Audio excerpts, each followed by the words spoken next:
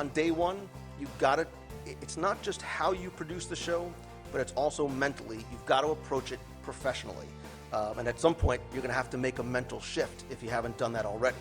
I'm sure a lot of you have podcasts already. I'm not telling you anything you don't already know. This is podcasting 101, that your website has to look good. Your embedded graphic for iTunes needs to look good. Your audio needs to look good. If people can't hear you, if you sound like garbage, they're going to move on, because chances are there's other podcasts too in your niche as well. Again, going back to the sense of consistency, you need to be consistent. If you want to be professional about it, when you have a real job, you go into your job every single day. You know you're expected to be there 5 days a week. So if you're going to keep to a schedule of once a week, once a month, which I wouldn't do, I certainly would not do once a day, you got to stick to that schedule as well. And then you got to make that mental shift. You need to treat it as a business. Look, if you want to quit your job, if you want to do this full time, this is going to be your business, you better treat it that way from day one. And by not treating it as a hobby, that will also legitimize you amongst those that are not only listening, but potentially sponsors and others as well. So if you stop treating it as a side project and start treating it as a business, you will guaranteed have more success. I am not a salesman, and I don't know what you guys are, but I am not into selling. First of all, I didn't know what the heck I was doing. There is no podcasting track on how to sell ads or how to sell. And for me, I didn't sort of go out and say, well, I need to go get sponsors. This is 2005. Sort of probably really happened for me in 2006 or so. So it didn't happen overnight, which is also important. We'll touch on that as well. But somebody came to me. A sponsor came, and I'll never forget, standing in my living room and answering my phone. And I don't know why I need to do this. You guys know what a phone is. But answer my phone, and she's like, Lou, it's so-and-so. And she had owned a company that sort of did timeshare in the Disney area. And she said, hey, I would love to sponsor your podcast. I said, oh, that's great. She goes, yeah, what do you charge? I was like, cricket.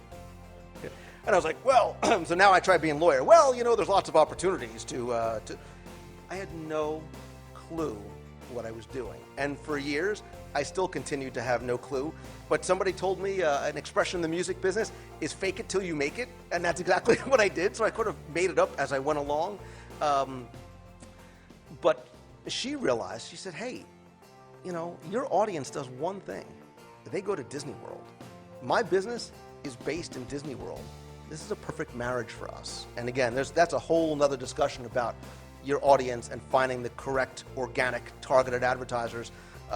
People who are spending money in magazines and newspapers, is it okay for me to say that they're idiots? It's not a good use of their money. And I say this to sponsors all the time. I say, would you rather spend X amount of dollars taking an ad out in the Orlando Sentinel for a newspaper that nobody's reading, that's not targeted, that's not trackable, or would you rather spend it and get 1 million downloads a month for people that do nothing but go to where your business is? And they say, oh, well, wait a minute. Because you need to be educators. It is still old school thinking out there. And if you've tried to deal with sponsors, there is an old school mentality. They don't know what a podcast is, number one, or they just want to take their ad out in whatever magazine and hope for the best. There's lots of opportunities. And that is not me, by the way. I don't know why I use that graphic, but it's easy. What the idea was, it's easy to sort of get from being scared to getting a signature on the contract. There's some basics involved. You got to put together a media kit. You got to put together a press kit. And I think there's actually sessions on this. There's people who could help you do that. Get your demographics, get your numbers, put it out in front of them so you have sort of a basis to work off of. You also need to explain and express to them, again, educate them that it's more than just a podcast. You've got that home base. Say, hey, we can do not only live reads, or I only do live reads. I don't play ads because I think there is something more genuine about me reading it. And over time, because your audience is loyal and part of it and engaged and evangelists, your endorsement is going to have incredible value. And your sponsors can and should pay for it. If you are the expert in white knitted hats, then if you are endorsing their white knitted hat that just came out, they can and they should pay for it, and they will. and they will pay for that endorsement. And I had a tough time wrapping myself around that, the value of that, because all of a sudden like, oh, I'm the white knitted hat lady, but embrace your white knitted hat lady self. It's also the importance of having a good site, because on the site, you can put on banners and stuff like that, but they can be part of your content. So I have a travel provider who sells Disney travel, right? Perfect marriage, great relationship. But I don't just do live reads. Oh, for your next visit to Disney World vacation, go to... No, she comes on the show and we answer listener email questions about travel to Walt Disney World. It shows value in her business. It shows that she knows what the heck she's talking about. I get great content out of it. My listeners get good stuff, and they also realize, hey, this is maybe who I should use, because Lou said he uses them too. And she's watched her revenue grow exponentially because of our relationship. And the other thing too, you under-promise and you over-deliver. You say, hey, I'm going to give you A, B, and C, and then you wow and say, hey, you know what? Let's do a video together. Let's do why don't you do a blog post about, your experience at whatever. You do that for them, they will come back. And because once you get that sponsor, if you over-deliver like that, they will come back again and again. The one thing I do want to stress about sponsors, though, is it needs to be organic and it needs to be relevant. If I was going out there, if I went back to the scary baby thing, and I was advertising white knitted hats, wool hats, my audience isn't going to care. And now all of a sudden you become disingenuous. You're like, oh, wait a minute. You know what? This ad, it's not giving me any value.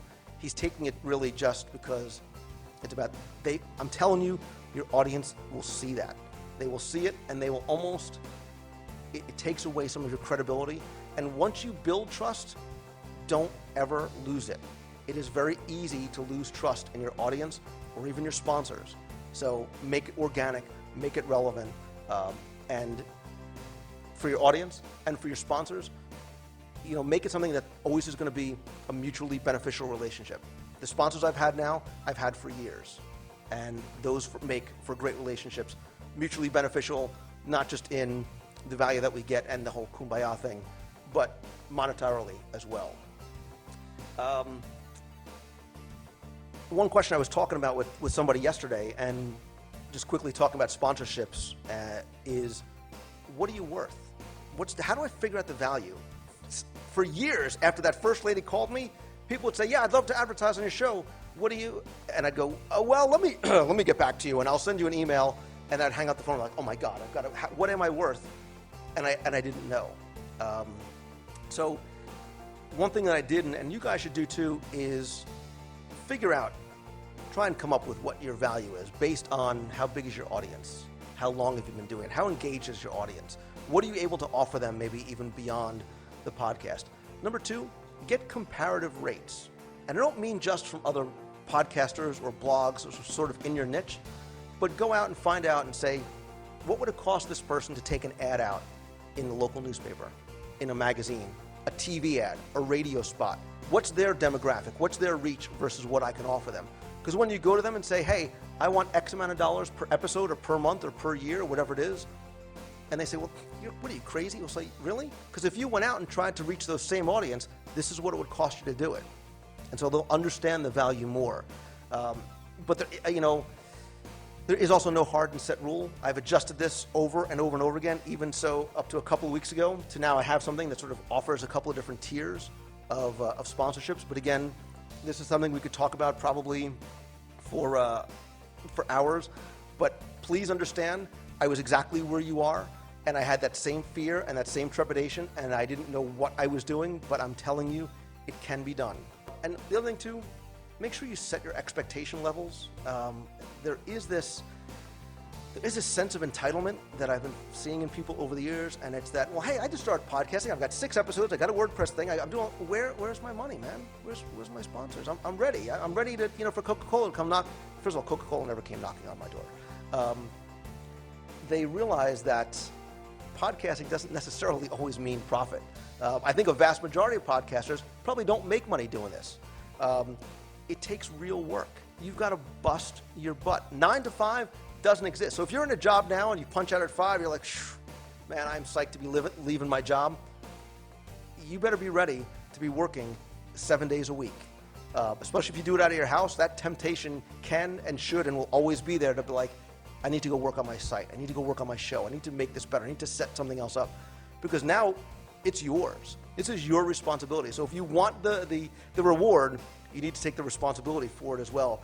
And you need to also change the way you work. You need to sort of change mentally the way you work at home. If you are used to sort of just coming home, putting up your feet, watching SportsCenter till 3 o'clock in the morning, you might not be able to do that. I work harder now podcasting, and I use podcasting in quotes because it's sort of all-encompassing, than I did as a lawyer.